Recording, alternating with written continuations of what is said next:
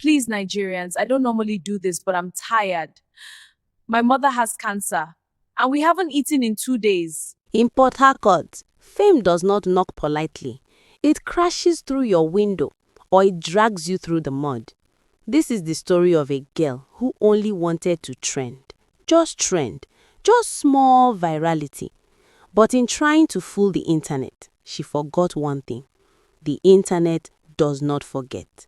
And Port Harcourt does not forgive lies easily. If you have ever wanted to go viral, if you have ever wished your name would just blow one day, then this story is for you.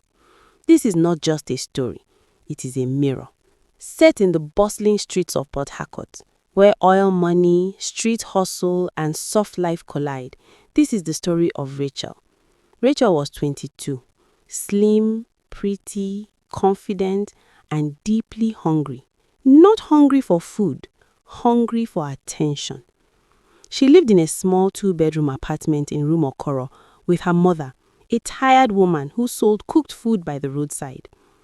Every morning, her mother would shout from the kitchen, "Rachel, TikTok no go feed you. Come help me carry cooler." But Rachel had different dreams. She did not want to smell like fried plantain, akara, or pepper soup. She wanted soft life, influencer life, brand deals, free wigs, trips to Lagos. She wanted to wake up to alert sounds, not because someone sent her 500 naira for change, but because brands were paying her to exist. Every night, she scrolled through TikTok, watching Nigerian girls go viral. Some cried about heartbreak, some shared stories of poverty, some talked about being abandoned by their fathers. And every time the tears were real, or at least convincing, the followers increased. Rachel noticed something. The sadder the story, the faster the growth. She would stare at the screen and whisper, "Why not me?" But nothing dramatic had ever happened to her. Her life was ordinary, and on social media, ordinary does not trend.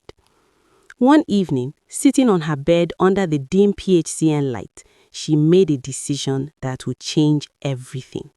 She adjusted her phone against a stack of books. She looked at herself in the front camera.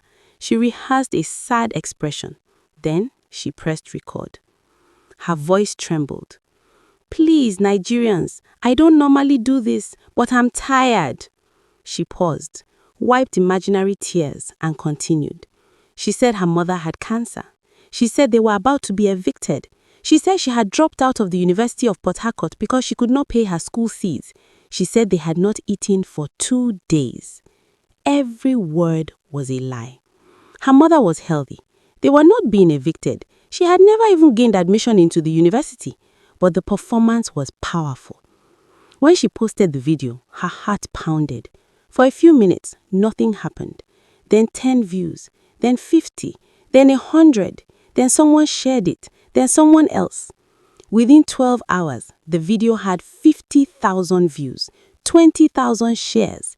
Donations began to enter. "God bless you, my daughter. Nigerians, please, let's help her. This is so painful." A popular Port Harcourt influencer reposted it with a caption calling for support. That was the spark. By the next morning, she was trending. Her phone would not stop buzzing, comments flooded in, prayers, crying emojis, promises of help. Her account balance started to change. 5,000 naira, 10,000 naira, 50,000 naira. She refreshed her banking app again and again, watching the numbers grow. Within 3 days, she had 200,000 followers. Churches were calling to support her family. A radio station invited her for an interview. A small NGO promised to pay her tuition so she could return to school. Rachel felt unstoppable. She bought a new wig, a ring light, a new phone. For the first time, she felt important. Her mother noticed the changes. "Where did you get this money?" she asked one evening, suspicion in her voice. "Brand influencing, mommy," Rachel replied quickly. Her mother nodded slowly, not fully convinced, but too tired to argue.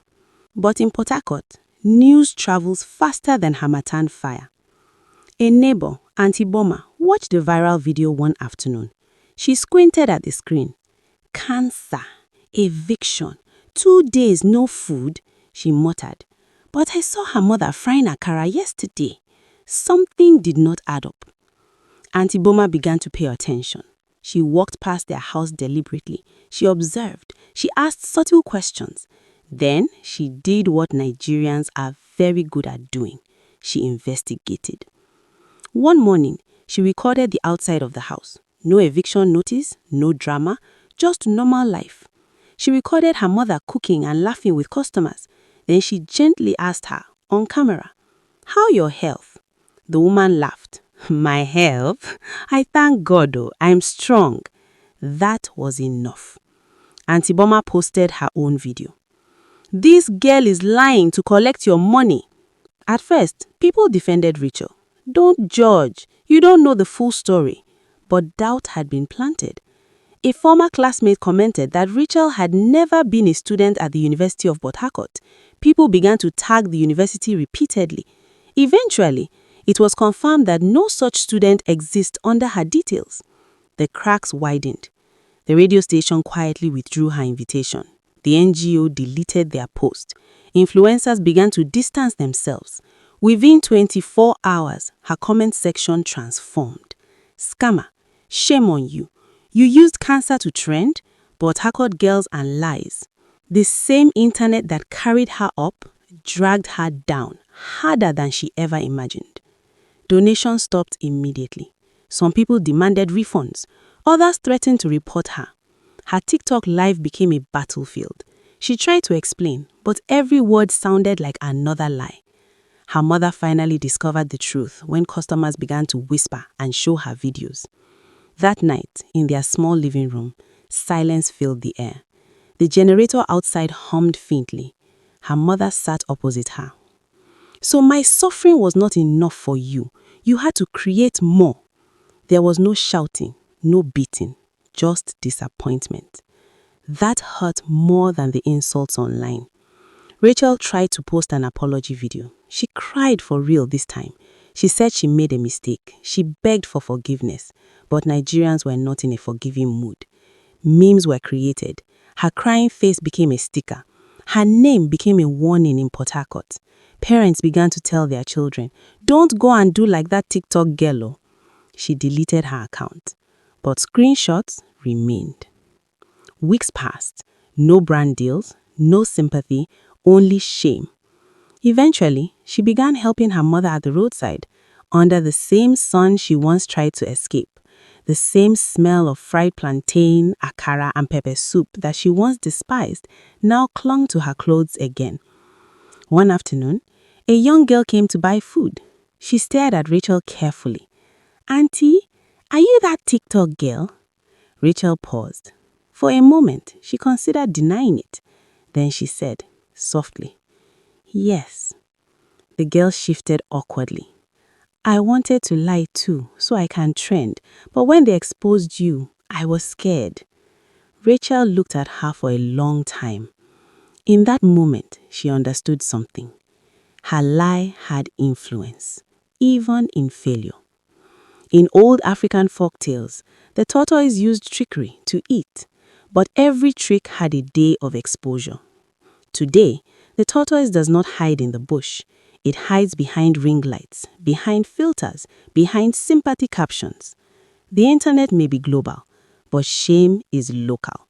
And Port Harcourt remembers. If you were Rachel, would you have done the same?